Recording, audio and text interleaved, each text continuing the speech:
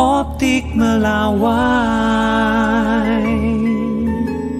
Informasi lain, saudara, ribuan pencari kerja memadati bursa kerja yang digelar pemerintah Kabupaten Madiun, Jawa Timur. Bursa kerja ini menyediakan belasan ribu lowongan dari puluhan perusahaan dan diharapkan mampu menekan angka pengangguran di Kabupaten Madiun.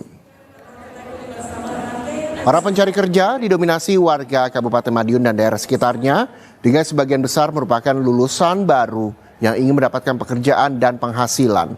Sejak dibuka Selasa pagi, sudah ada sekitar 4.500 orang telah datang dan juga mendatangi sejumlah stan lowongan kerja yang tersedia di lokasi bursa kerja. Dalam bursa kerja ini setidaknya ada 49 perusahaan yang membuka lowongan kerja dengan total sekitar 15.000 lowongan pekerjaan yang disediakan bagi para pencari kerja. Ini bawa berapa lamaran?